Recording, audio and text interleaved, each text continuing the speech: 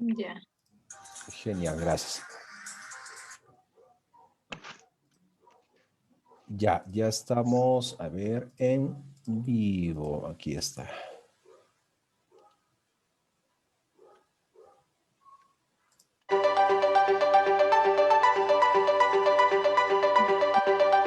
Vamos a ver en vivo.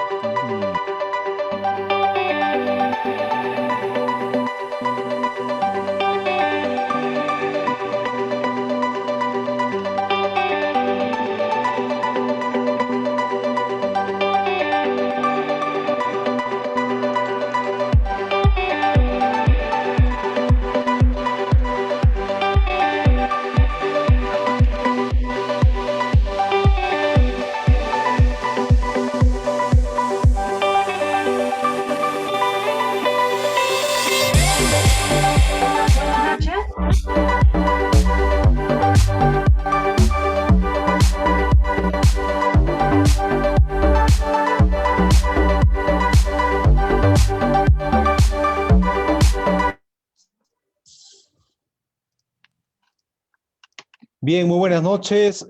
Muy buenas noches. Hoy sábado 20 de marzo del año 2021. Retornamos con una nueva transmisión. Bueno, la disculpa del caso, hemos tenido un percance técnico en el tema de tecnología, pero ya le hemos dado solución y estamos aquí en vivo, ¿ya? Hoy vamos a llevar a cabo la sesión 3 y 4 del curso de asistente contable. La sesión 3 y 4 para los que se conectan por primera vez o los que ya nos vienen siguiendo, ¿no? Ya que el sábado anterior también hemos dado inicio y se llevó a cabo, pues, la sesión número 1 y 2. Para los que no han estado presentes en la sesión 1 y 2, pues no se preocupen, pueden acceder al curso también, al curso completo, el cual consta de 8 sesiones, y vamos recién en la sesión 3 y 4. Pueden escribir al WhatsApp al 951 42 88 84 para que se puedan certificar, puedan hacer también a la sesión 1, a la sesión 2, a la sesión del día de hoy, 3 y 4, y luego también a las sesiones posteriores, ¿no? Todas las sesiones se subirán al aula virtual. ENCAP cuenta con una moderna aula virtual, donde ustedes a través de un usuario y contraseña podrán ingresar, podrán ver nuevamente el video, repetir el video si algo no ha quedado claro, y también compartir con sus amigos, con los colegas, ¿no? Donde también podrán descargar todo el material respecto al desarrollo del curso, ¿ya? Así que cordialmente invitados para los que deseen certificarse y de esta manera también mejorar sus oportunidades laborales y también en el crecimiento, ¿ok?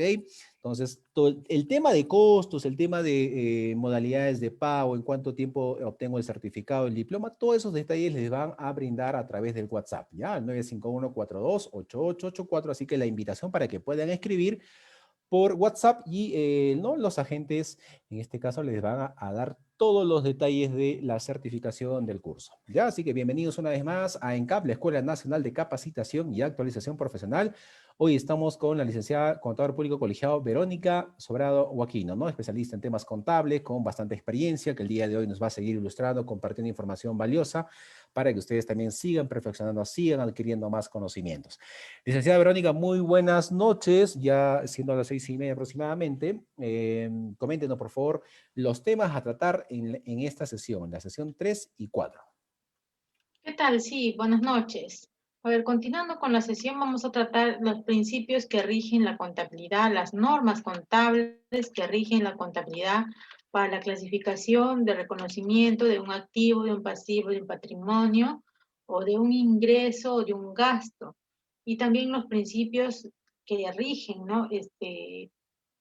Estos conceptos, ¿no? Que es el marco conceptual de las normas internacionales. Luego vamos a ver los principales libros. Ya habíamos avanzado la semana pasada con ver algunos libros, pero en este caso vamos a ver ya algo práctico. Y luego tenemos el tema de el cálculo de renta anual. El cálculo de renta anual, vamos a hacer un caso práctico, completo, integral. Y luego las últimas medidas, últimas modificaciones en cuanto al impuesto a la renta aplicables para el 2021. Genial. Bien, licenciada, muchas gracias. Ya en pantalla estamos poniendo nuevamente el número de WhatsApp para la certificación, ¿ya? Entonces ya mismo le doy pase para que podamos dar inicio a la sesión del día de hoy. Ya, ok. Muchas gracias. Gracias. Y entonces, continuando con la clase de la clase anterior, vamos a continuar con los principios que rigen la contabilidad. Los principios son los principios generalmente aceptados, conocidas en nuestro país y a nivel mundial por las normas contables de información financiera, las NIF, ¿no? Las NIC, las NIF, ¿no? Estas normas son las que rigen la contabilidad y básicamente tenemos todos los principios de la contabilidad, lo tenemos en el marco conceptual de las NIF, ¿no? Ahí nos dice cuáles son los principios de la contabilidad, que ustedes lo pueden descargar, es de libre descarga del del Consejo Normativo de Contabilidad. Tenemos las normas, todas las NIC de la 1 hasta la 41, las NIF desde la 1 hasta la 17, ¿no? Incluyendo el marco conceptual. Vamos a ver lo que el marco conceptual nos dice a grandes rasgos. ¿Qué nos dice? El objetivo de los estados financieros es para la toma de decisiones, ¿no? De los gerentes, de los accionistas, de los inversionistas y de los trabajadores. El objetivo principal es presentar la situación financiera y el rendimiento de la empresa. Y la utilidad, bueno, es la información para que la empresa vea cómo está yendo el negocio, ¿no? Y las limitaciones, bueno, que tal vez es histórica, ¿no?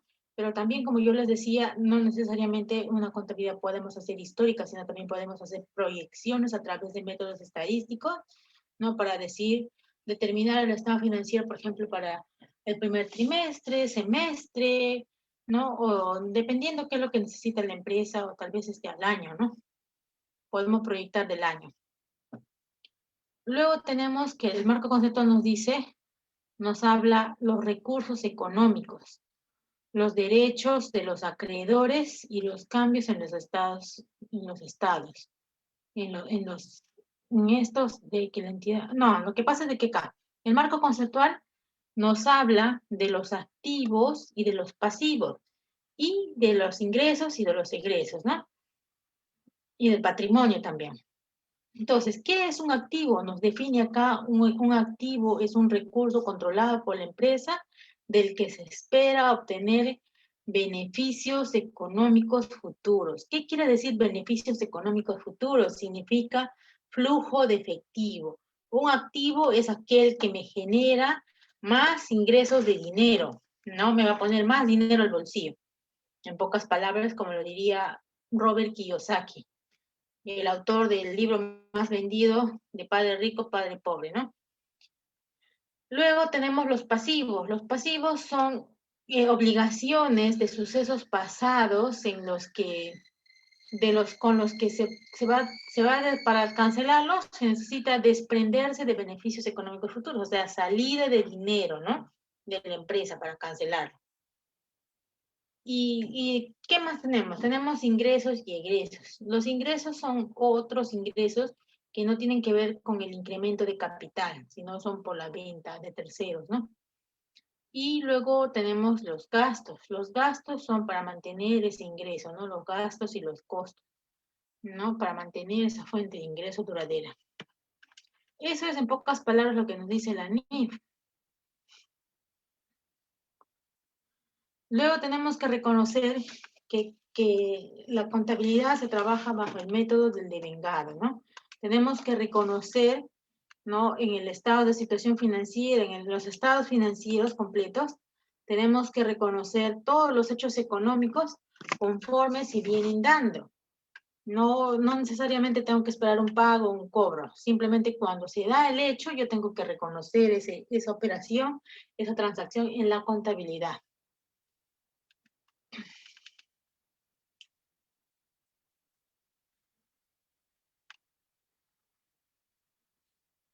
Y las características cualitativas son, pues, negocio en marcha. Luego tenemos, que tenemos negocio en marcha significa que la empresa todavía va a operar dentro de 12 meses, de un periodo de 12 meses va a seguir operando, ¿no? Significa negocio en marcha. Quiere decir que va a seguir vendiendo y va a seguir generando utilidad. Eso significa negocio en marcha, ¿no?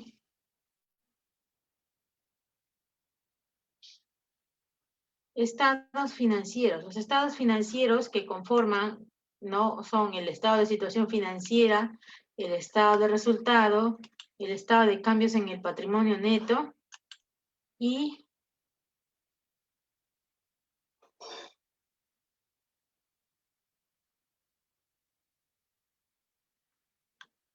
el estado, el estado de cambios en el patrimonio neto y las notas a los estados financieros. Esos son los estados financieros. El estado financiero completo es el estado de situación financiera, estado de resultado, estado de cambios en el patrimonio neto, estado de flujo y las notas a los estados financieros. Esos 5 componentes son los estados financieros. Los estados financieros no solamente es el estado de situación financiera y el estado de resultados, sino son estos 5 componentes. ¿No? Y entonces, luego tenemos que identificar la entidad que informa. Los elementos de los estados financieros son los ingresos, los gastos, el, el activo, el pasivo y el patrimonio. Nada, ¿no? Pasivo, ya les dije que es un pasivo. Definición de patrimonio. El patrimonio es aquel valor residual entre el activo menos el pasivo. Eso es un patrimonio.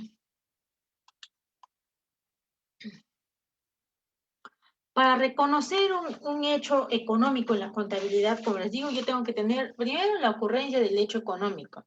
Luego, tengo que tener el valor por el que voy a incorporar a los estados financieros. Quiere decir que tengo que saber medirlo, ¿no? Tengo que tener la cuantificación de cuánto es el valor que voy a ingresar, incorporar a mis estados financieros.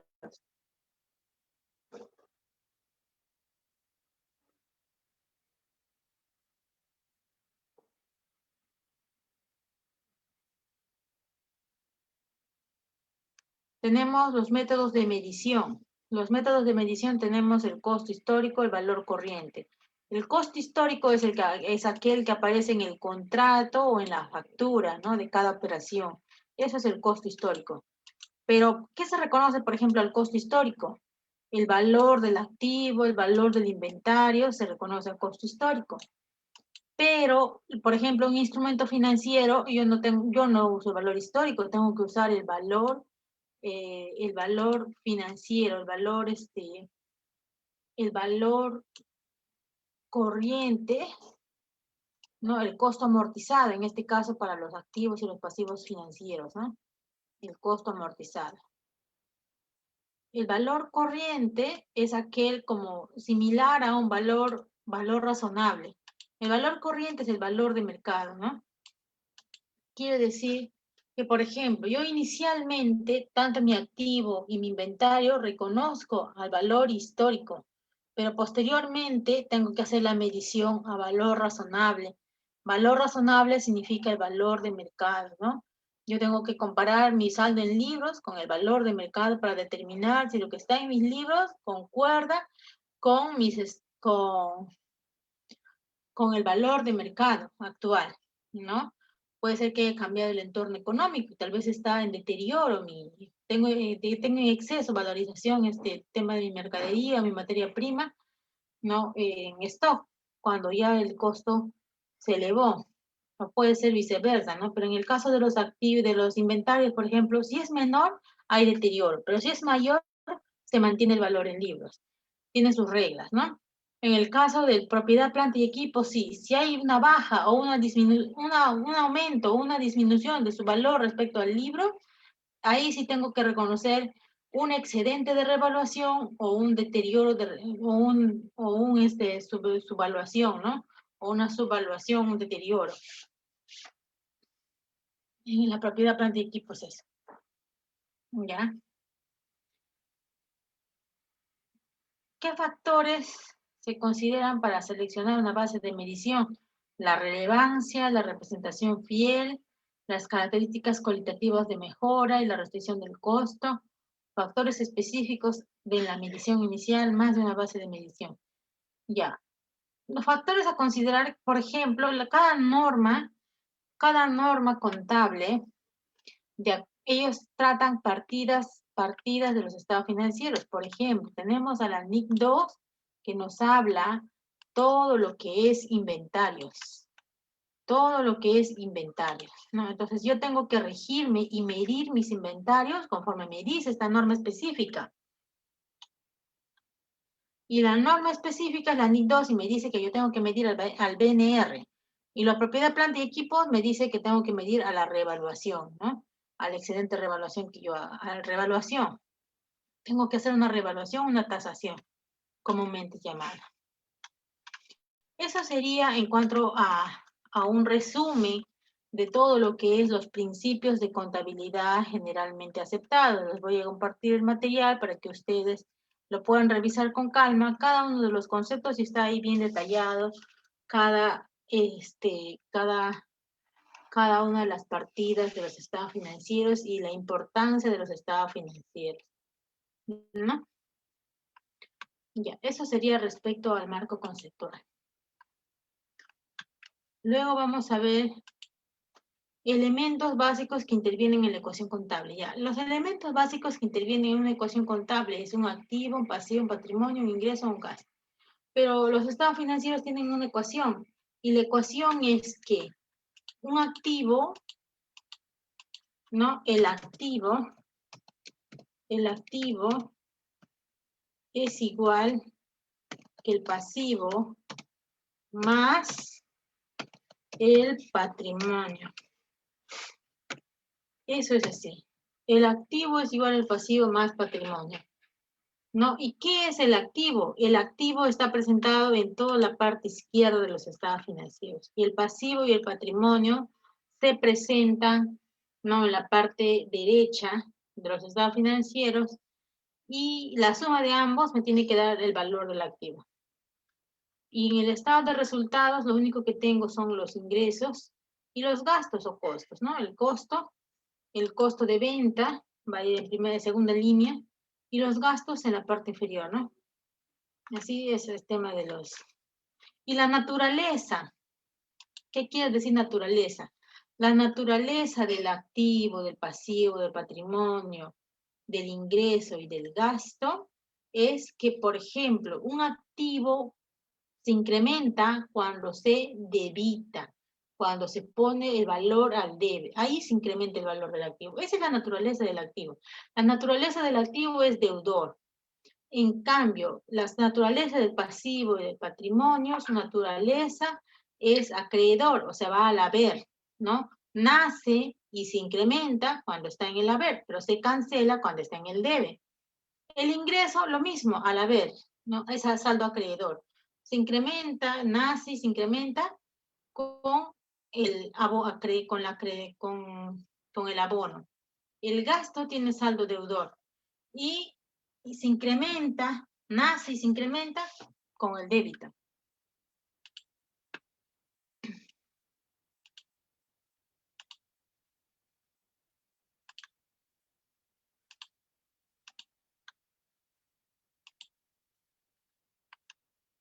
Ya, las cuentas, como les decía, van con el debe y con el haber, ¿no?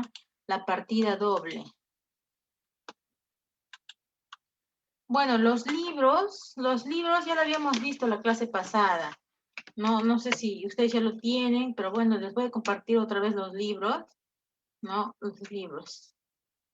Los libros ya lo tienen todos ahí en el Excel. Ahora vamos a hacer un pequeño repaso, ¿eh?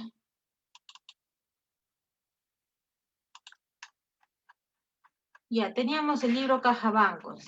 El libro Bancos, Caja y Bancos. Sacamos la cuenta corriente, ¿no? Primero la razón social, el RUC, detalle del libro, movimientos, mes, la moneda. Luego tenemos la fecha, no, comprobante, la fecha, medio de pago, descripción de la operación, apellido y nombre, número de documento, código de la cuenta, denominación de la cuenta, saldo deudor o acreedor, movimiento deudor o acreedor, y detalle de la cuenta y el saldo anterior. Y todos los movimientos, ¿no? De la cuenta 10, en este caso, ¿no? Todos los movimientos de la cuenta 10. Este es un libro diario en el que si yo presento, no, perdón, este es un libro de Caja Banco. El libro de Caja Banco tiene esta cualidad de que tiene el medio de pago y la descripción de la operación. ¿no? Ya, esto es el libro Caja Bancos. Vamos avanzando porque tenemos bastantes temas por compartir. Ya, luego tenemos el libro diario. Ya, el libro diario tenemos también la razón social, el RUC, la denominación del libro, la moneda, ¿no? ¿Y qué tenemos acá? Tenemos también el número correlativo, la fecha de la operación, la glosa, el código de la cuenta, denominación de la cuenta debe haber, ¿no? Y eso es todo lo que tengo que representar en mi libro diario. Acá lo que me muestra es por cada asiento. Este asiento, por ejemplo, es todo, ¿no? Todo este asiento es todo esto, la descripción, el detalle. Acá está, por ejemplo, esta es una caja chica que se cancela una factura. Está cancelando una factura y contra caja chica, ¿no? Acá está, la 42 se está cancelando. Como se cancela una 42, es un pasivo, va al debe. Y estamos saliendo efectivo. Entonces, como está saliendo efectivo, que es un activo, va al acreedor. Y se cumple la definición de Luca Pacioli, que es la partida doble, ¿no? El débito y el abono. El débito, el saldo deudor y saldo acreedor. Ya, entonces ahí tenemos la disminución. Y así sucesivamente se va a hacer todos los asientos diarios. Luego tenemos el libro mayor. El libro mayor, no igual que los demás, tiene su cabecera y tiene acá la cuenta y el saldo anterior y el movimiento de la cuenta. Así va a ir por cada cuenta del balance de comprobación. El balance de comprobación tiene diferentes cuentas. Por cada cuenta va a sacar su movimiento mensual, ¿no? Su saldo anterior y su movimiento mensual. Y eso es el libro mayor.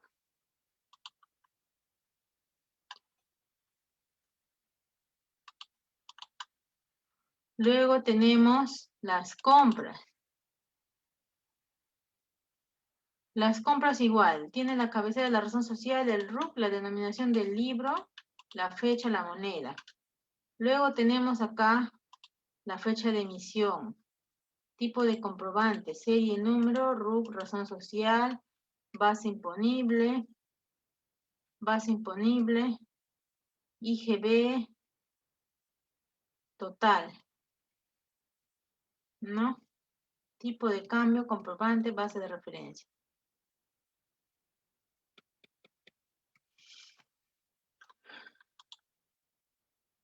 Ya, eso es todo el tema de compras. Y luego tenemos las ventas. Pero no lo tengo con las ventas. No lo tengo acá.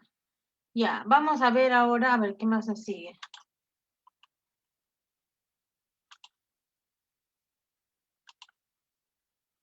Los libros ya lo vimos. La elaboración de estados financieros. A ver, una vez que yo haya hecho todos mis libros que ya les mostré, me va a dar como resultado el balance de comprobación. El balance de comprobación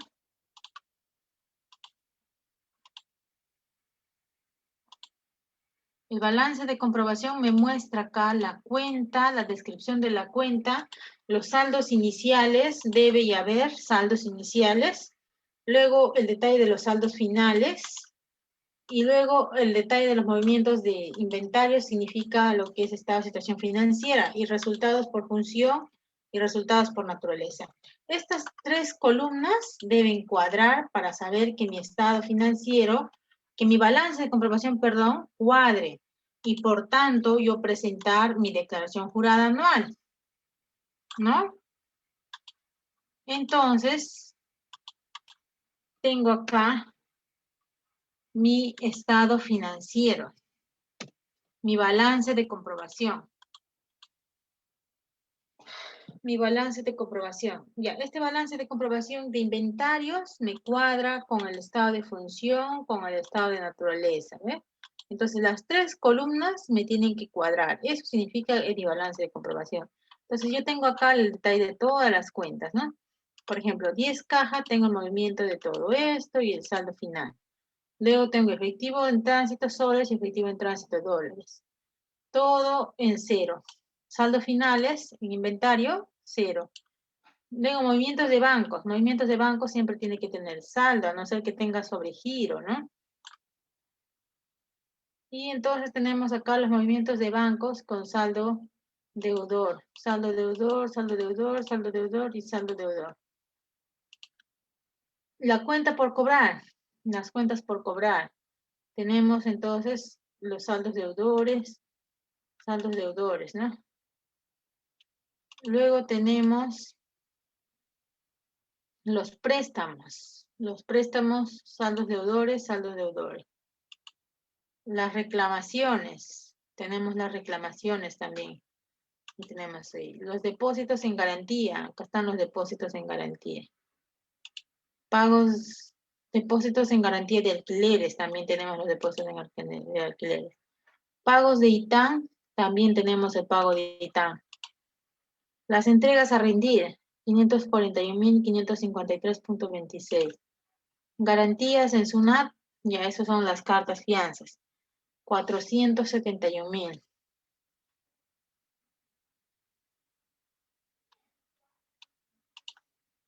Otras cuentas por cobrar diversas, también ese saldo, ¿no? Y ahora tenemos el tema de los activos. Los activos, por ejemplo, activos en arrendamiento financiero, 345.000. Activos al costo, 91.000. Vehículos. Vehículos. Luego tenemos maquinaria y equipo de explotación, 6 millones. Muebles al costo, tenemos muebles al costo, los enseres. Equipos de procesamiento de datos, equipos de comunicación, equipos de seguridad, otros equipos al costo, herramientas al costo, los intangibles, las licencias y las patentes. No, las patentes. Aplicaciones informáticas al costo, también. Intereses, estos son los intereses no devengados. No, los intereses no devengados de los préstamos. Todo eso. Y tenemos luego la depreciación. La depreciación de los activos adquiridos en arrendamiento, de la maquinaria de explotación, muebles y enseres, equipos diversos, herramientas. Todos estos activos que hemos visto tienen que tener su contrapartida, que es la 39, pero conforme se va usando, ¿no? O sea, yo reconozco acá todo el costo, ¿no? El valor de mis activos. Mes a mes tengo que hacer la depreciación de acuerdo a la tasa de la vida útil que he determinado de cada activo. De acuerdo a la norma contable, tengo que hacer de acuerdo a la vida útil. Pero de acuerdo a la norma tributaria, tengo que hacerlo según la tabla de la SUNAT, ¿no? Por ejemplo, los muebles al 10%. Los equipos de comunicación también al 10%, los equipos de procesamiento de datos 25%, los vehículos al 20%, ¿no? Y la maquinaria, equipo de explotación 10% también. Y entonces estoy haciendo así todo el tema de la depreciación, ¿no? Y sale ahí pues la depreciación, ¿no? Y yo tengo que tener entonces, cuando muestro en mi estado de situación financiera, yo muestro el total de mis activos menos la depreciación, y viene a ser eso el total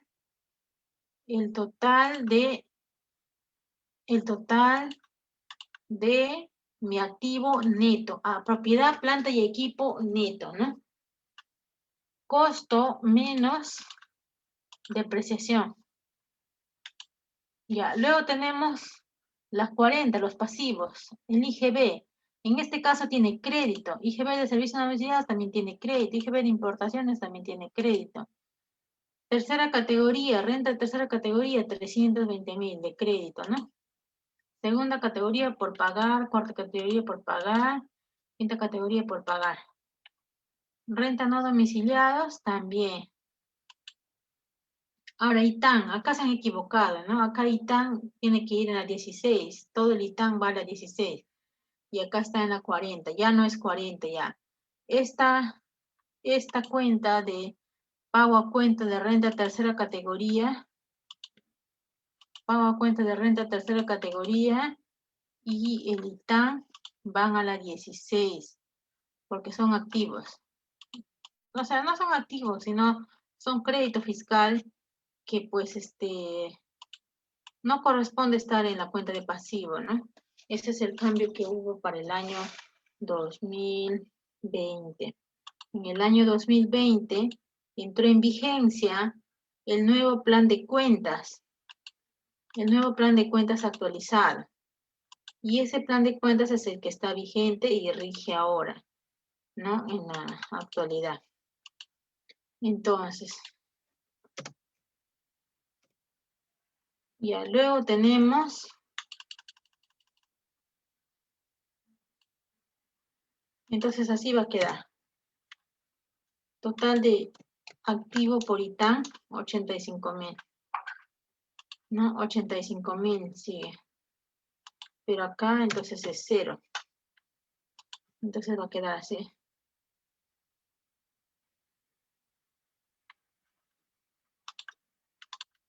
¿Ya? Entonces quedamos en la 16. Luego tenemos la 41, sueldos. Luego gratificaciones, vacaciones, CTS, AFP, las liquidaciones. Todo eso vamos viendo el tema de las obligaciones por pagar. Sueldos no debe quedar, ¿no? Vacaciones sí, porque es provisión, CTS también provisión. Y el AFP por pagar sí también, ¿no? La gratificación tampoco, en 0. Ya, las cuentas por cobrar no emitidas son las provisiones que se hacen en el año 2020, ¿no? O sea, se hace la provisión en el año 2020 por reconocer el gasto de acuerdo al devengado, porque los hechos económicos se dieron en el año 2020 y corresponden al 2020, ¿no? Pero se registró en compras del 2021, ¿no? Por eso es que hacemos la provisión, del devengo, no es provisión, es el devengo de los gastos del año 2020 y que quedan entonces en la 4211 finalmente, ¿no? Luego tenemos las cuentas por pagar comerciales, ¿no? Los proveedores, las detracciones por pagar, los anticipos entregados, anticipos otorgados y los honorarios, ¿no? Los préstamos de instituciones financieras, los leasing. Luego tenemos los préstamos por pagar a terceros. Préstamos por pagar a terceros.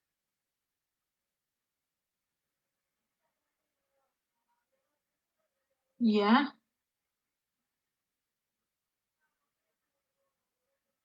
Las provisiones. Las provisiones para el año 2020 existe una provisión que se llama del reactiva. Es la provisión del ingreso diferido. Es un ingreso diferido. Acá está, ingreso diferido. ¿No? Estas provisiones son de gastos también. De gastos del año 2020, que se han incorporado en el año 2021. Las provisiones de ingreso diferido, eso es lo que les decía, ¿no? De reactiva. En el reactiva, como ustedes saben, les dieron a tasas preferenciales del 1%, pero la tasa del mercado es un 9, un 8%, dependiendo de mi empresa, la tasa es diferente. Entonces yo tengo que hacer el cálculo, cuánto es lo que debo de vengar de intereses y cuánto es lo que debo de vengar de ingresos de subsidio del Estado, ¿no? Entonces yo tengo que reconocer acá el total de los ingresos por subsidio. No todo es intereses. Finalmente yo lo que voy a tener es en mi estado financiero, ingreso por subsidio menos gasto por intereses. En el año 2020 sabemos que nos dieron periodo de gracia, pero tributariamente ya dijo la administración tributaria y el Tribunal Fiscal también dijo que por más que no se paga, ¿no? Los intereses se deben devengar cuando ocurren. Quiero decir, desde la fecha que yo tengo el préstamo.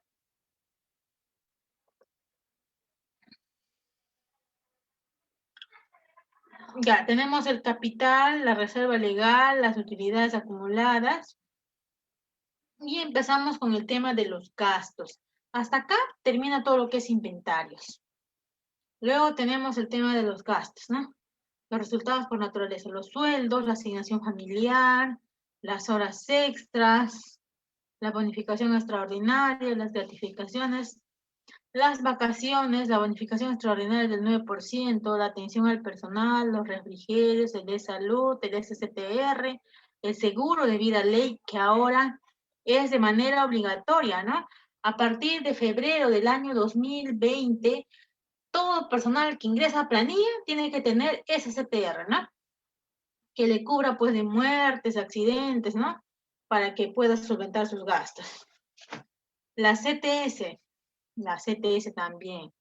Empezamos con las 6 de los gastos: servicios prestados por terceros, transporte de carga, transporte de pasajeros, correos, alojamiento, atención a clientes, alimentos, en este caso es por rubro, ¿no? Alimentos de la tripulación, porque esta es una naviera. Ticket aéreo, en el caso de los viajes aéreos. Luego tenemos consultoría administrativa, asesoría legal y tributaria, asesoría contable, servicio de selección del personal, servicio de personal terceros, servicio personal terceros, gastos de capacitación, gastos notariales, otras asesorías, honorarios, servicios externos y otros, mantenimiento y reparación, propiedades de inversión, mantenimiento, maquinaria y equipo, mantenimiento y reparación, propiedad, planta y equipo, alquiler de edificaciones, alquiler de equipos de transporte, alquiler de equipos diversos, energía eléctrica, teléfonos, celulares, servicio de contratista, mantenimiento de cuenta corriente, portes, comisión bancaria, gastos por redondeo, agenciamiento, otros. Luego tenemos la 6.4, todo lo que son impuestos, ¿no? El ITF, los arbitrios, los intereses, lo que le decía, ¿no? Los intereses por las obligaciones que yo tengo. El seguro de responsabilidad civil, el SSTR, otros seguros, seguro para nave, en este caso una naviera, la regalía, en el caso de que tengamos regalía, comisión de aval, renta de no hacer, suscripciones, licencias por derecho de vigencia, ¿no? Suministros de operación son todo lo que yo necesito, los suministros que voy a comprar para la operación de mi empresa, ¿no? Útiles de oficina, útiles de aseo, artículos de ferretería, gastos varios, sanciones administrativas, bueno, la multa, boletas de venta y recibo, gastos de representación, implementación de protección y seguridad, medicinas y chequeo de médicos, combustible y lubricante, peaje y estacionamiento, refrigerio y personal, anillados, copias, empastes y ploteos, carga de ejercicios anteriores, gastos extraordinarios, otros gastos varios, gastos con boletas. Luego tenemos la 67, ¿no? Toda la 67, que viene a ser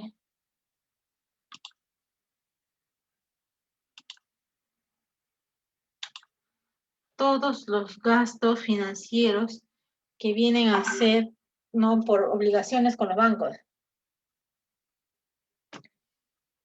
Por obligaciones con los bancos que tengo. Luego los préstamos, por obligaciones comerciales, también tal vez yo le he pagado con antigüedad a mi cliente, ¿no? También tengo que tener eso. La pérdida por diferencia en cambio.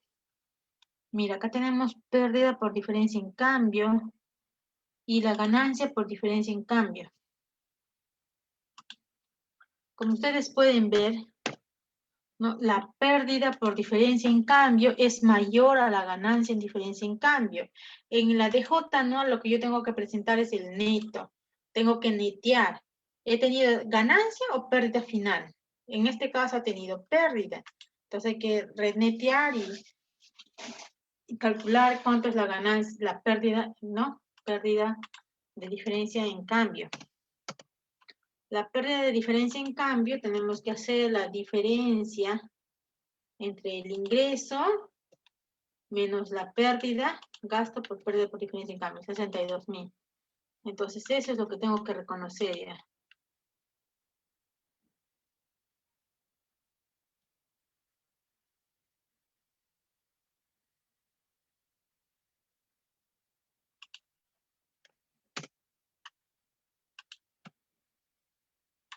Ya, entonces queda ahí la pérdida por diferencia en cambio en 62.685.47. Luego tenemos los ingresos, ¿no? Bueno, estábamos en la 67, todas las 67, ¿no? Todas las 67. Luego tenemos la depreciación, como les decía, ¿no? Toda la maquinaria que tenemos, todo el activo tiene una depreciación. Entonces acá se ha reconocido la depreciación del año. Y ahora tenemos el tema de los ingresos después de eso. Los ingresos tenemos por gestión naviera, subsidios gubernamentales. Acá está el subsidio del reactivo que les decía, 67.000 de ingresos. Eso lo tengo que deducir de mi renta anual. Tengo que hacerle la deducción porque no es un gasto, no es un ingreso gravable, ¿no?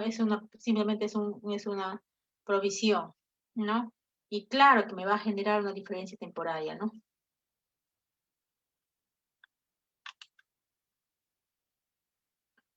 Es un gasto no gravable y esto no entra a la prorrata, por si acaso. Los subsidios, acá está el subsidio de reactiva, también está el subsidio de la planilla.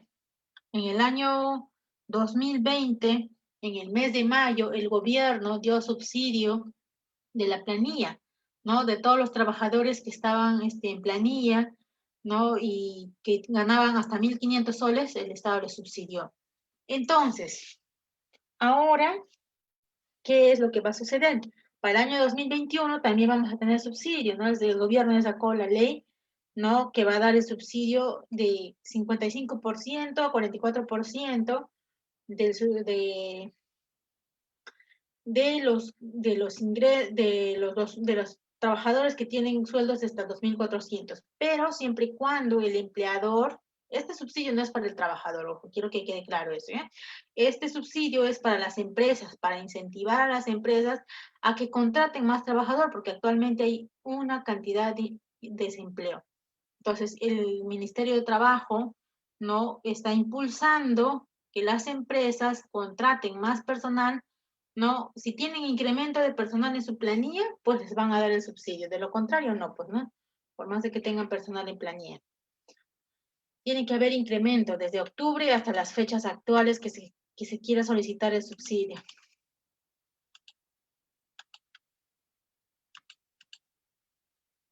Ya, eso es todo respecto a los ingresos. Luego tenemos el tema de los resultados por función, ¿no? Los costos, los gastos de administración, los gastos de venta y los gastos financieros. Entonces yo tengo acá todos mis ingresos menos todos mis costos y gastos. Este es el balance de comprobación. Acá lo que tengo que ver es que me cuadre las tres columnas. Las tres columnas me deben cuadrar. Ya hemos visto a detalle cada partida. Después de esto viene el tema del estado de situación financiera y el estado de resultados. Una vez que me cuadre el balance de comprobación, yo saco mi estado de resultado.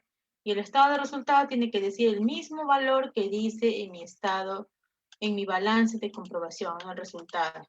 Acá tenemos, en el estado de resultados tenemos las ventas, el costo de venta, los gastos de administración, los gastos de venta, los ingresos financieros, los gastos financieros, los ingresos diversos.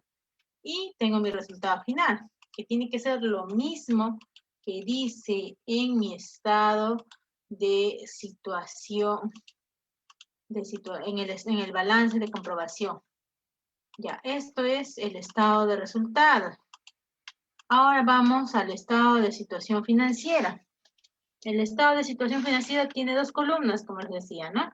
Para sacar este estado financiero, yo he tenido que aplicar todas las normas contables que tenemos vigentes, actuales, ¿no? Por el Consejo Normativo de Contabilidad, ¿no? Tengo que saber las normas contables y posteriormente la dinámica de cuentas.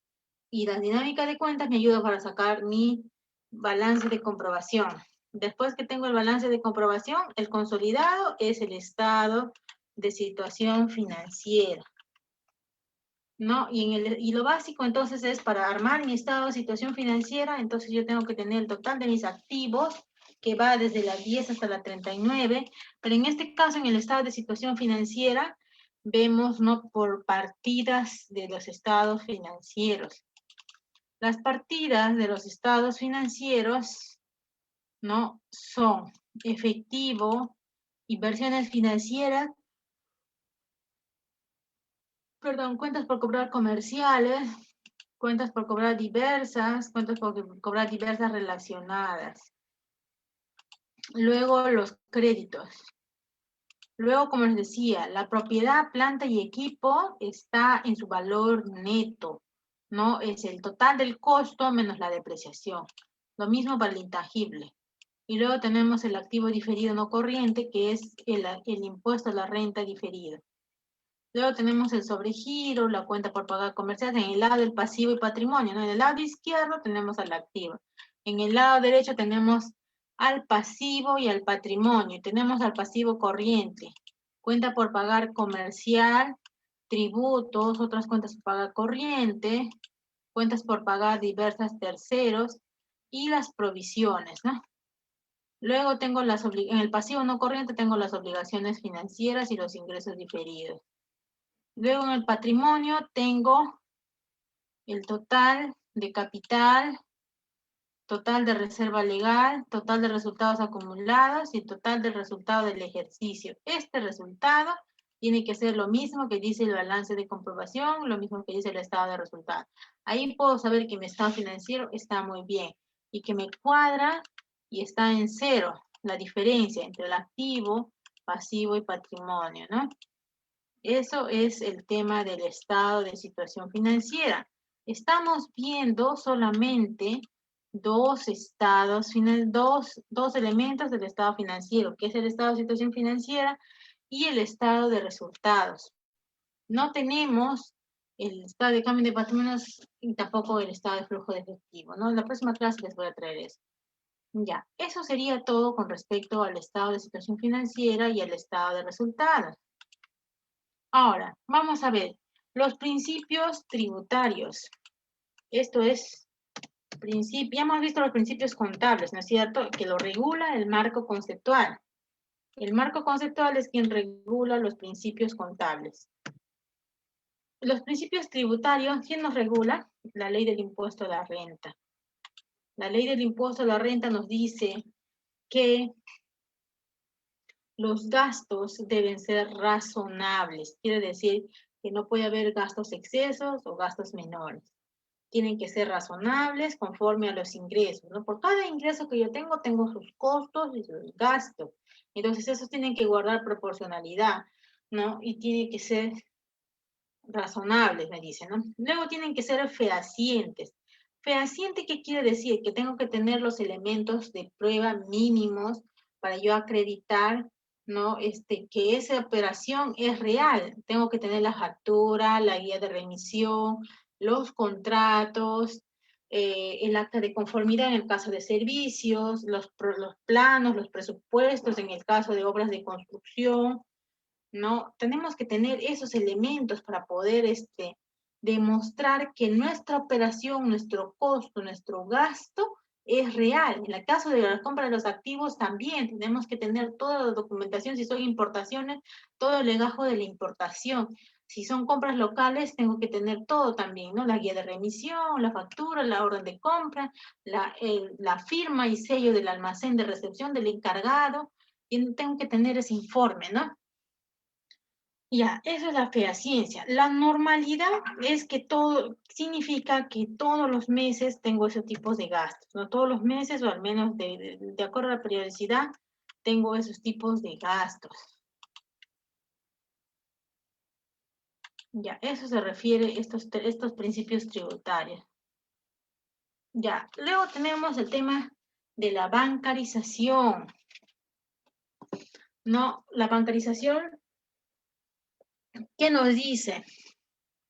La bancarización es para luchar contra la evasión y la informalidad, ¿no? Para evitar tener dinero sin tributar, ¿no? Entonces, tributariamente en las empresas lo que se les exigía y lo que se les exige es que por cada operación de pago tienen que tener la bancarización cuando el monto de la operación es mayor a 3.500 soles. Ahora, con el tema de las nuevas regulaciones y que el país está entrando a la OCDE, ¿no? Entonces han puesto más vallas. Entonces la administración tributaria ahora, ¿qué es lo que está haciendo? Está cruzando información de los movimientos del ITF de tu cuenta corriente de tu empresa contra el registro de compras y el registro de ventas electrónico. Cosa que si tú tienes ahí depósitos o pagos sin factura o sin comprobante de pago válido o sin contrato, ¿no? Simplemente te lo van a desconocer y te lo van a reparar. Está cruzando esa información. Por eso es que tenemos que tener cuidado con todos los egresos y los ingresos que tengamos. Tal vez tenemos ingresos que no están sustentados. Tenemos que sustentar cada operación con contratos, ¿no? Demostrar que son operaciones de la empresa, que son sus hechos reales de la empresa. Y esa es la bancarización. Anteriormente, como les decía, se exigía que acá los pagos se hagan con bancarización cuando son superiores a 3.500 soles. Si son superiores a 3.500 soles, entonces se da la bancarización. Pero luego tenemos que el 21 de febrero del 2018 se publicó la ley 3730, que incorpora algunos cambios, como por ejemplo, ¿no? Que se tiene que utilizar los comprobantes de pago, se tiene que utilizar la bancarización, es decir, tener el depósito, ¿no? Se tiene que tener del depósito, ¿en qué casos? En la compra de vehículos, inmuebles o aportes de capital. ¿Por cuánto el importe? Iguales o superiores a 3 UITs. Si tu operación es mayor a 3 UIT, tienes que tener necesariamente la bancarización, el sustento, si estás ante un notario, ¿no? Estás ante un notario, porque los vehículos, los inmuebles y el aporte de capital son bienes inscribibles. Estoy ante un notario. Entonces, para que el notario me haga la operación, yo tengo que tener la bancarización, ¿no? Tener el pago bancarizado. Entonces, ahí recién me van a poder hacer el trámite, ¿no? Los notarios son los responsables, porque tienen que dejar constancia en la escritura pública sobre el medio de pago utilizado. Medios de pago bancarizados. Los insumos químicos fiscalizados también, ¿no? Los insumos químicos fiscalizados tienen que ser usando medios de pago bancario, la bancarización. Y los notarios que no cumplan con bancarizar, pues tienen una sanción de la SUNAT, ¿no? Las multas, las infracciones a los notarios.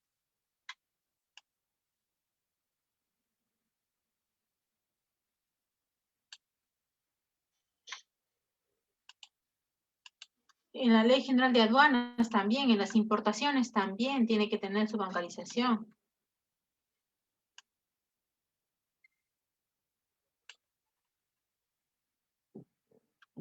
Ya. Eso es respecto a la bancarización, ¿no? Ya. Ahora vamos a ver lo que es la determinación del impuesto a la renta anual de tercera categoría. Estamos hablando del régimen general, del régimen MIPE. Esos dos conceptos vamos a verlo ahora. No sé si terminemos, pero vamos a intentar avanzar lo más rápido que se pueda. Claro, explicando también, ¿no? Porque tal vez si no terminamos, ya lo terminamos la próxima clase, ¿ya? Porque este es bastante amplio. Es bastante amplio esta exposición, ¿no? Esto es el impuesto, declaración jurada del impuesto a la renta de tercera categoría en empresas. El formulario 710, renta anual, persona jurídica, ¿no? Determinación de la deuda. Ya, entonces acá tenemos el formulario completo, la pantalla de la renta anual del 2020. Entramos acá a la opción de declaraciones y vemos ahí la opción de simplificado o completo. Simplificado es para empresas que no superaron las 1.700 UIT.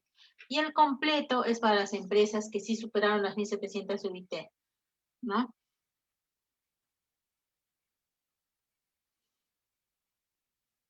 Se encuentran obligados a declarar todos los contribuyentes que hayan obtenido rentas, movimientos y estén vigentes en el año 2020, sean del régimen general o del régimen MIPE tributario, ¿no? Y no están obligados a presentar el RUS, el RER, y luego también los contribuyentes no domiciliados que solo tributan por su renta de fuente peruana, nada más. Y la multa por no presentar esta declaración jurada del impuesto a la renta anual es una OIT, ¿no? De acuerdo al artículo 176, numeral 1 del Código Tributario, ¿no? La multa es de una OIT, 4.300 soles, 4.300 soles, ¿no? En este caso sería 4.400 para este año 2021.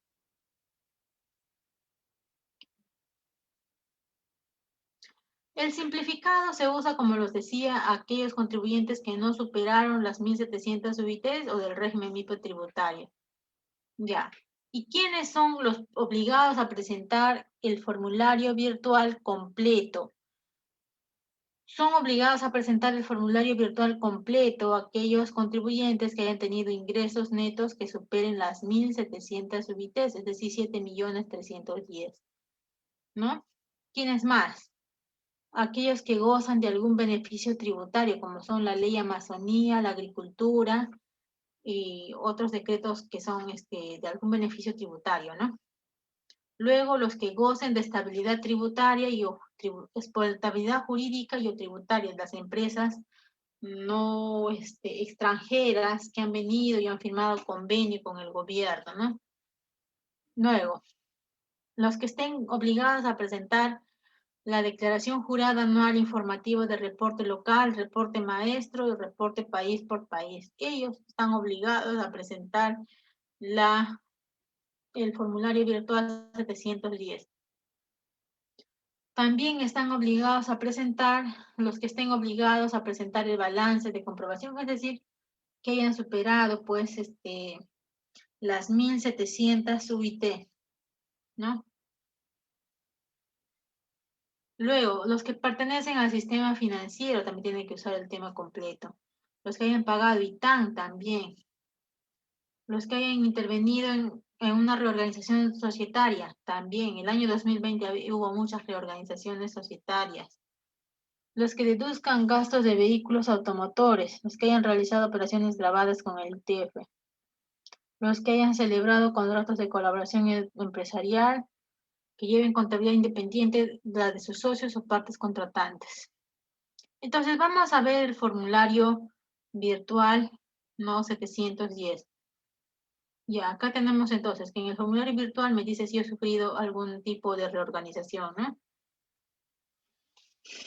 Entonces estos son los supuestos de reorganización y esto es el tema del ITF. Por ejemplo, si en la empresa yo he tenido operaciones bancarias, operaciones de pago, sin utilizar medio de pago, sin utilizar bancarización, superior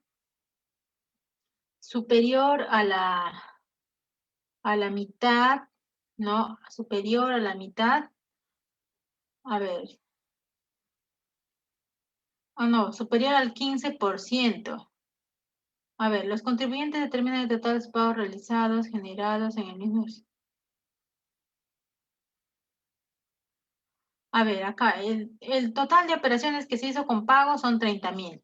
El tope máximo para hacer operaciones de pago sin bancarización ha sido 4,5 millones, pero se ha realizado pagos sin bancarizar 6 millones.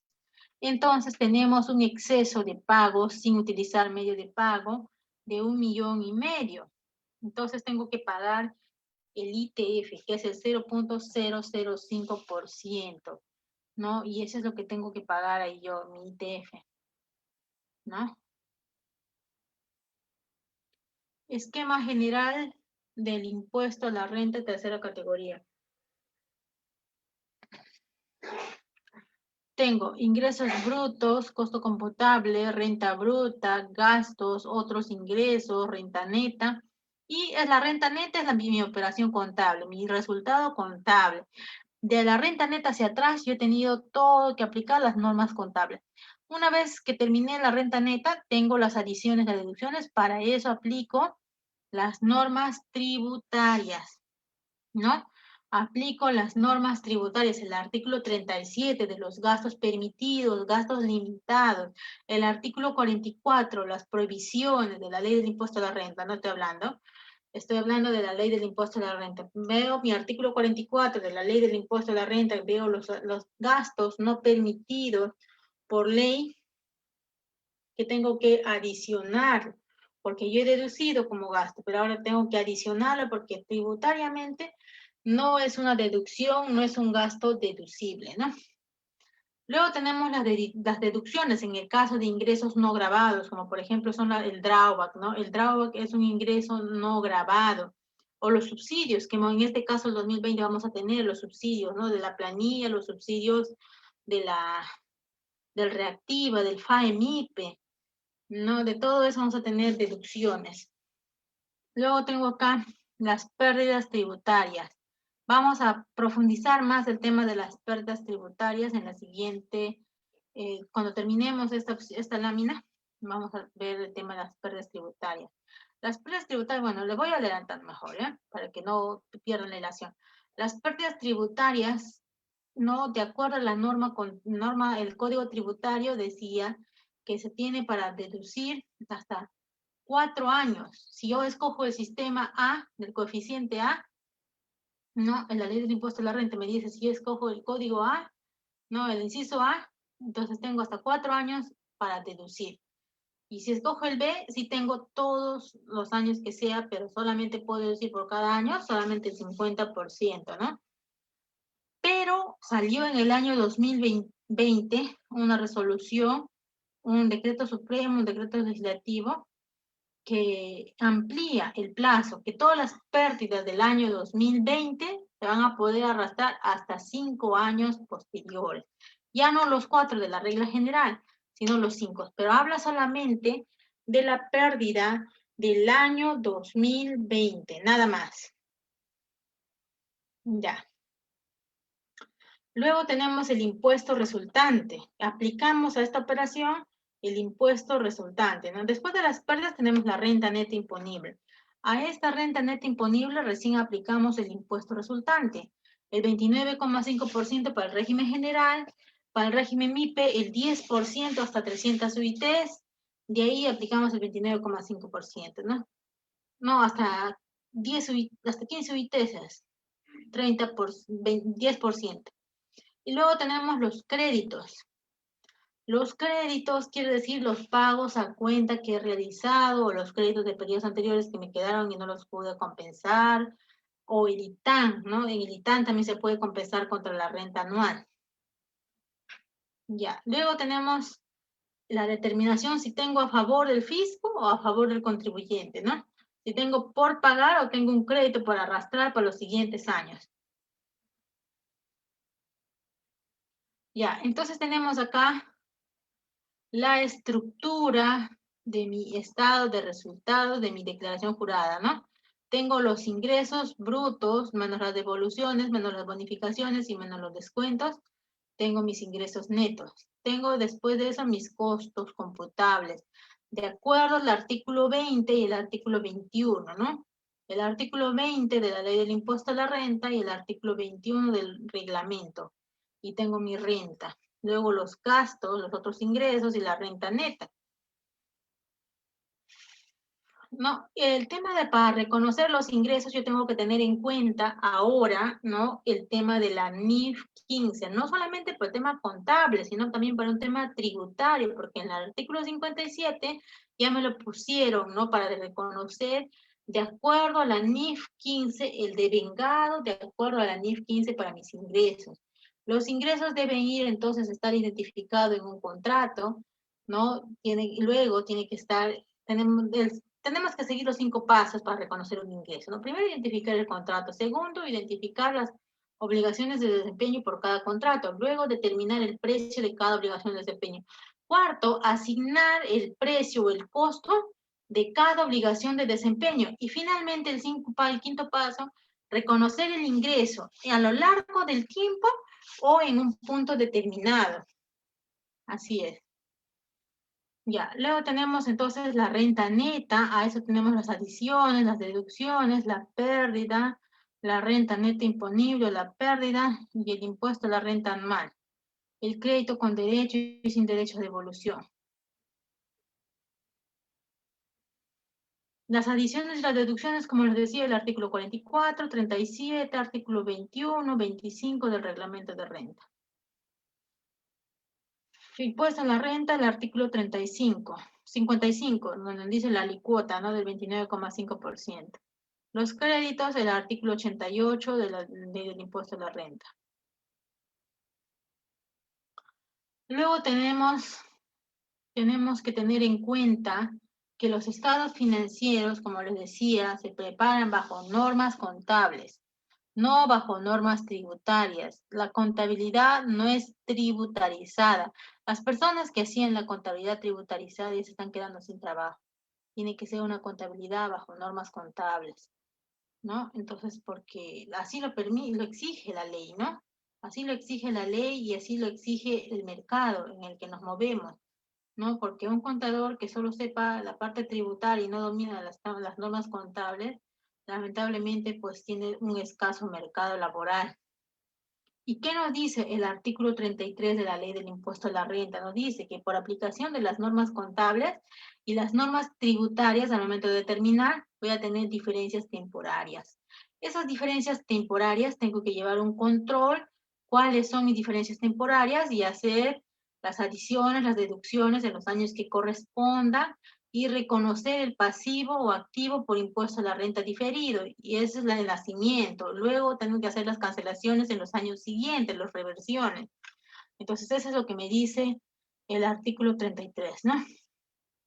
El balance de comprobación se va a presentar siempre y cuando la empresa tenga un ingreso mayor a 7.310.000. Ahora, ¿cómo se va a presentar la renta anual del 2020? A través del formulario virtual 710. No están obligados a llevar las entidades financieras, no están obligados a llevar balances de comprobación las entidades financieras, las cooperativas, las concesionarias de transporte, los administradores de fondos colectivos. Ya, entonces, no vamos a terminar, pero mira, les voy a decir algo que está en la currícula. Este es un caso práctico integral. Ya, no vamos a terminar. Pero vamos a ver lo más importante que está en el currículo para ver, es las adiciones a la utilidad neta. Quiere decir los gastos limitados. En este caso tenemos gastos limitados. Por ejemplo, tenemos los gastos personales y sustento de su familia. Los gastos personales y sustento de su familia no es deducible nunca, es una diferencia permanente. Luego, la disposición indirecta de dinero tampoco, no es gasto deducible. O sea, por gastos personales y de sustento de sus familias, yo tengo unos gastos, pero por esos gastos se genera, ¿no? La alicuota del 5% por distribución indirecta de dividendos. Entonces, o sea, no solamente me aplica el gasto que no es deducible, sino también me aplica que como una presunción de reparto de dividendos. Entonces, tengo que aplicar el 5% a todo el gasto que no me lo acepta la SUNAT. Eso es un gasto permanente, ¿no? Ahora tenemos los gastos limitados. Ya, los gastos limitados tenemos, por ejemplo, los gastos recreativos. Los gastos recreativos a favor de los trabajadores. Los gastos recreativos a favor de los trabajadores tenemos, por ejemplo, 150.000 y el límite máximo deducible es de 103.400, ¿no? Y es el total de 46.600. el gasto. ¿Por qué? Por ejemplo, acá los ingresos del año han sido 20 millones y los gastos recreativos han sido 150.000. El límite de este gasto ha sido solamente el 0.5%. No puede ser superior este 0.5% a las 20 UITs, a las 40 UITs, perdón. O sea, 172.000. Pero de esos dos, yo tengo que tomar en cuenta el menor. ¿Quién es menor? El 0.5%. O sea, mi límite es 103.400, pero sin embargo, acá se ha superado, ¿no?, en 46.600. Ese gasto en exceso es una diferencia permanente. No tengo que adicionarlo. Luego, los gastos, el exceso de remuneraciones al directorio. Las remuneraciones al directorio tampoco no pueden ser superior al 6% de la utilidad comercial, ¿no? La utilidad comercial. Si es superior el dividendo que yo he otorgado a la empresa, entonces yo tengo que adicionar, porque estoy en exceso. Y esa es una diferencia también permanente. Las planillas de movilidad. En el caso de las planillas de movilidad tenemos acá, ¿no?, el gasto de planilla de movilidad por día no puede superar el 4% de la RMB. La RMB es 930. Entonces, el gasto mínimo de movilidad, los pagos de planilla de movilidad son el 4% de la remuneración mínima vital de la RMB, 37.20, ¿no? Pero, ¿qué pasa si yo me superé esto? Por día tiene que ser ese control, ¿no? Ahora, si yo superé ese límite, entonces tengo que adicionarlo también eso, ¿no? Porque acá, por ejemplo, ¿no?, el gasto de planilla ha sido 8.000 y los gastos de movilidad deducibles solamente han sido 3.720. Y el exceso no admitido tengo que adicionarlo como una diferencia permanente. Este control de la movilidad se hace por día, pero del personal que está en planilla. No puede ser del personal que no esté en planilla.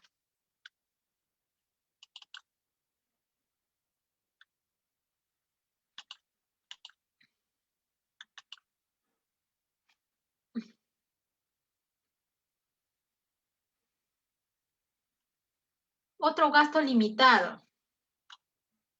Otro gasto limitado tenemos a los gastos de vehículos. Los gastos de vehículos tenemos la fecha de adquisición, ¿no?, la dirección. Ya, los gastos de adquisición. Tenemos acá, ¿no?, los gastos de vehículos. Para hacer los gastos de vehículos tenemos que ver cuántos son sus ingresos anuales de la empresa.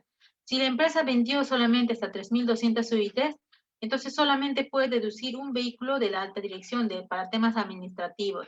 Operativos sí puede tener varios, no hay problema, ¿no? Pero administrativos solamente puede tener uno. A ver, 3.200 más 3.200, vamos a ver, más 3.200 por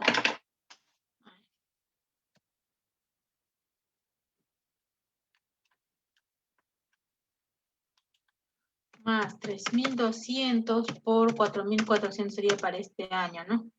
Tendría que tener la empresa hasta 14 millones. Entonces, hasta 14 millones solo me acepta un vehículo. Entonces, ya no es necesario, no se puede, entonces, no se puede tomar más de un vehículo.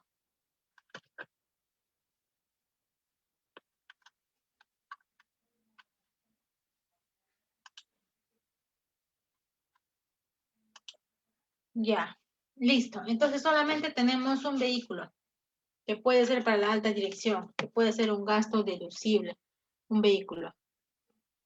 Luego tenemos, no, una vez que sabemos que es un vehículo nada más que es deducible para temas administrativos, entonces consideramos la siguiente opción, ¿no? Los gastos de representación y los gastos de dirección. Tengo dos administrativos.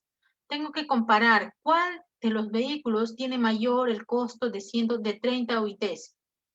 Si el costo del vehículo es mayor a 30 UITs, no es deducible nada de ese vehículo. No es deducible ni la depreciación, ni tampoco los gastos asociados a ese vehículo. Si tengo vehículos, ¿no? Que son menores a 30 UITs, entonces sí tengo que hacer la prorrata, ¿no? La prorrata para la deducción de estos gastos. A ver, tengo que decir, ¿cuántos vehículos tiene en total la empresa? La empresa tiene en total, vamos a hacer la prorrata acá. Total de vehículos es, número de vehículos con derecho a deducción sería 1. Total de vehículos de propiedad, posesión de la empresa, 4, ¿no es cierto? Ya, total de vehículos es 4. A ver, el total de los ingresos ha sido solamente 5 millones, entonces solamente tiene derecho a deducción de un solo vehículo de la alta dirección. Ahora, los porcentajes para la deducción son, no, tenemos que hacer el cálculo, tenemos que ver cuántos vehículos tienen derecho a deducción, 1, y cuántos vehículos tienen en total, 4 por 100, el 25%. ¿No? Y yo tengo que ver total de gastos aceptados por derechos a uso de ese vehículo, 17.500, ¿no? Y los gastos deducibles solamente son 4.375, ¿no? El exceso de gasto ya no es deducible, o sea, 13.000 soles 125 ya no es deducible, ya, ¿no? Entonces, el monto de gastos no aceptados en vehículos es 28.000. Adición por egresos en gastos de vehículos. Este es un gasto de vehículo no aceptado. 41.125. A ver, un repaso más para que lo puedan entender. Yo tengo que determinar cuántos vehículos tiene la empresa, sea para administrativos, operativos. En total acá tiene 4 vehículos en total. 2 operativos y 2 administrativos. Luego, segundo filtro, tengo que ver cuál de los vehículos supera el costo de adquisición las 30 UITs. Tengo uno, las 140.000. La condición es propio, ¿no? Ahora, estos vehículos tengo que verlos y verificar acá, ¿no? Los combustibles, lubricante, mantenimiento, seguro y reparación. Este vehículo no es un gasto deducible, 28.000 soles en total de gastos, que no va a ser deducible para la empresa. Luego tenemos el otro gasto de representación, que son gastos de representación total, serían acá 17.500, ¿no? Esos 17.500 tengo que aplicar la prorrata, ¿no? Tengo que determinar cuántos vehículos son aceptables, uno nada más de acuerdo a los ingresos, ¿no? ¿Y cuántos vehículos tiene en total? Tiene 4. Por el 100% me da un 25%. O sea, de estos 17.500, solamente me van a aceptar el 25%. En cambio, la depreciación sí, pues no, porque es un gasto válido, ¿no?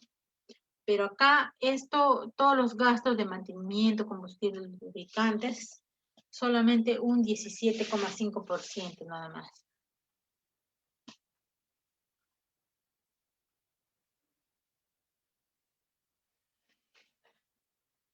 Eso sería con respecto a los gastos limitados. Ya vienen luego las diferencias temporarias. Eso lo vemos ya en la próxima clase. A ver, que nos dé más tiempo. Luego vemos, como les decía, el arrastre de las pérdidas tributarias, ¿no? El 8 de mayo del 2020 se publicó el decreto legislativo 1481, en el cual se establece, ¿no? Que la pérdida del año 2020, ¿no? Se va a poder compensar hasta 5 ejercicios inmediatos posteriores, computados a partir del ejercicio 2021, ¿no? Y el saldo que no resulte compensado una vez transcurrido dicho plazo no podrá computarse en los ejercicios siguientes. Anteriormente, como les decía, lo que nos decía el impuesto a la renta, nos decía que solamente era deducible la pérdida hasta 4 años inmediatos posteriores. Eso fue un alivio que dieron por el COVID, ¿no? un alivio, un beneficio tributario. Ya, eso es respecto a lo que es las pérdidas tributarias. Luego tengo acá las últimas medidas tributarias que no debes dejar pasar. Tenemos respecto a la emisión electrónica, ¿no? Ahora, iban a empezar a ser emisores electrónicos en enero del 2021, perdón. Pero se amplía la fecha hasta el julio 2021.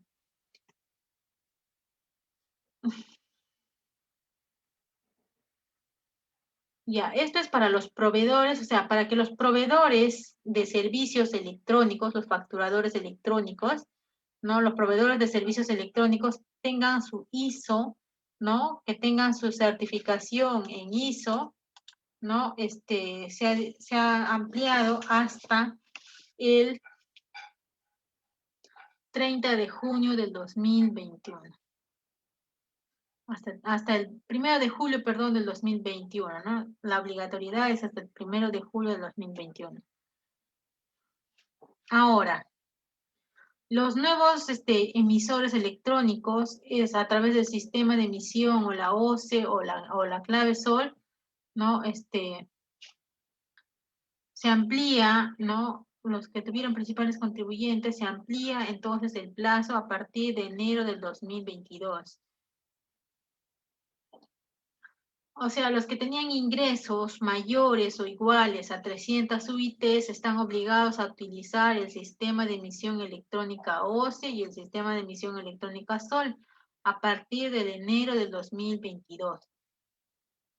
Algo que les quiero comentar también así rápido es que ahorita tenemos nosotros la posibilidad para las empresas de solicitar el PAE-MIPE. El PAE-MIPE es un financiamiento a la empresa pequeña, a la empresa microempresa, ¿no? Que tiene sus ingresos menores, que dan un financiamiento de 20.000 soles hasta 60.000 soles. Eso es el tema de PAE-MIPE. Ahora, el tema de los gastos, ¿no? Los gastos por intereses que se ha devengado en el año 2020, ¿no? Se ha devengado, ¿no? Ese es un gasto válido. Ha salido a decir el Tribunal Fiscal, ¿no? A través de una RTF que los gastos por los intereses, como les comentaba, es un gasto deducible, ¿no? Es un gasto deducible en el periodo en que transcurre el tiempo y que se devenga. No tengo que esperar la fecha de pago o el periodo de pago, sino por el periodo que tengo el contrato, es lo que tengo que ir devengando yo los intereses. Y el tema de los subsidios que hemos recibido del año 2020, ¿no? Por el tema de la planilla, y ahora que vamos a recibir también el año 2021 por el tema de la planilla, ¿no? Eso es un gasto es un ingreso, perdón, no gravable, ¿no? Y tampoco no está afecto a prorrata. Luego tenemos, ¿no? Los últimos pronunciamientos de la SUNAT en cuanto a fiscalizaciones, como les decía, que está cruzando la ITF, ¿no? El ITF con el registro de compras y el registro de ventas.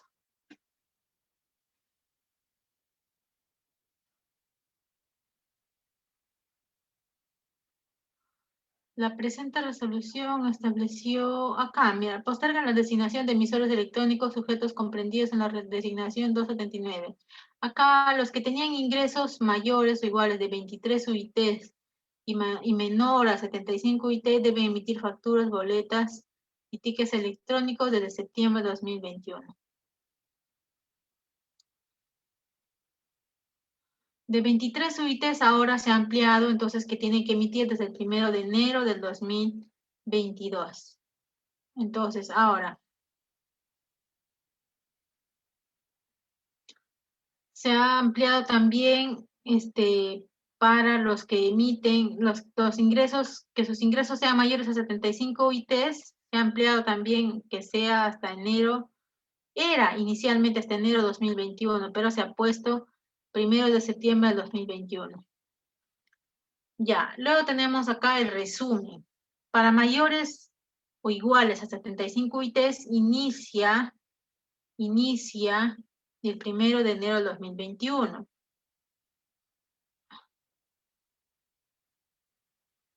Para mayores o iguales de 23 y menores de 75 UITs, inicia en septiembre de 2021. ¿No? Para menores a 23 UITs, inicia el 2022 de enero, ¿no?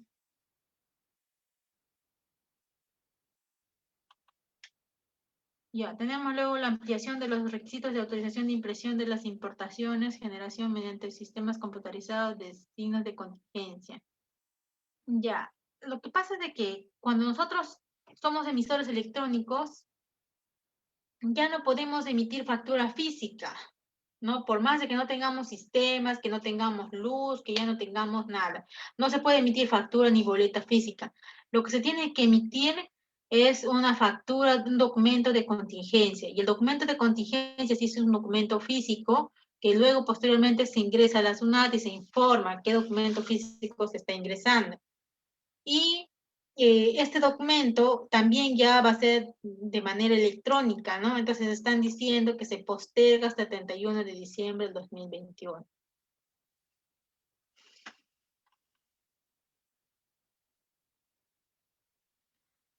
Nuevos emisores electrónicos, los que tenían ingresos mayores o iguales a 75 UITs, inician el 1 de enero del 2021, ¿no? Desde 23 hasta 75 UITs, el 1 de septiembre de 2021.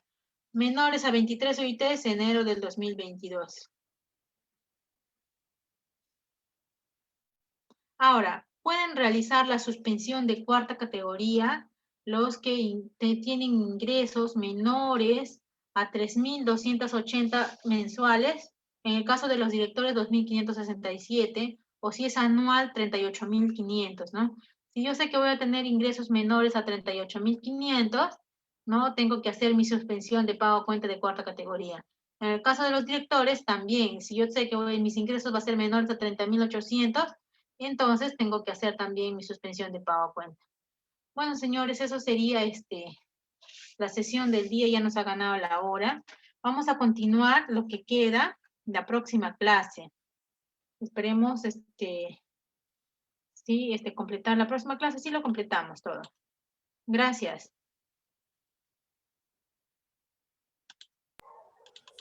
Bien, licenciada, muchas gracias. Hemos llegado efectivamente a la parte final del día de hoy, ¿no? Recordar a todos los que están conectados que estamos en la sesión 3 y 4, ¿ya? La sesión 3 y 4, así que el próximo sábado continuamos también con la sesión 5 y 6 también, ¿no? Así que cordialmente invitados.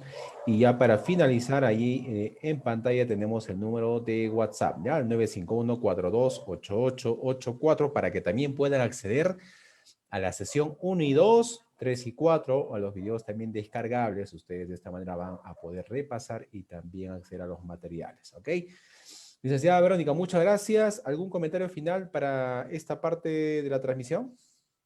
No, ninguna, solamente que, bueno, que estén atentos a la norma, a las leyes, porque se están publicando nuevos pronunciamientos de la administración tributaria, por ejemplo, el retiro de la AFP, ¿no? Y bueno, el tema de la reprogramación del FAEMIP y de Reactiva Perú, ¿no? Atentos nada más al peruano para ver las últimas modificaciones. Genial. Bien, licenciada, muchas gracias. Nos reencontramos entonces el sábado que viene. Ok, gracias a usted, muy amable. Gracias. Bien, entonces ya para finalizar, nuevamente repetimos, ahí está el número de WhatsApp, ¿ya? Para que puedan acceder al curso completo, para que puedan descargar los materiales. Y sobre la certificación, está disponible la certificación en la modalidad digital y también en la modalidad físico, ¿no? El físico con envío por encomienda hasta tu ciudad, ¿ya? Se envía el documento con... en este caso, bueno, vas a poder coordinar con el área de envíos para que te puedan indicar el tiempo de llegada, ¿ya? Que es muy, muy rápido para el certificado físico también que estamos acelerando, ¿ok? O en su defecto, certificado digital, pues se te envía al correo. Y antes de finalizar, compartí también la página web de ENCAP para que ustedes puedan encontrar más cursos. Aquí está la dirección web, encap.edu.pe. Ahí está, ENCAP, encap.edu.pe. Ya ahí tenemos más de 150 cursos disponibles como cursos cortos, diplomas de especialización. Y una vez encontrado el curso, puedes escribir al número de WhatsApp, ¿no? El número de ENCAP. ¿ya? O en su defecto, usar el buscador mucho más rápido, ¿ya? Ahora, para que no se pierdan las transmisiones, no se olviden de darle me gusta a la página de ENCAP, muy importante. Toda la programación de los cursos en vivo se publican a través del Facebook de ENCAP. Así que cordialmente invitados, revisen la información, la hora, la programación, los docentes y de esta manera para que se puedan conectar al curso de su interés. Muchas gracias. Continuamos el día lunes con más cursos, siempre capacitándonos y siempre realizando la mejor inversión en educación. Gracias.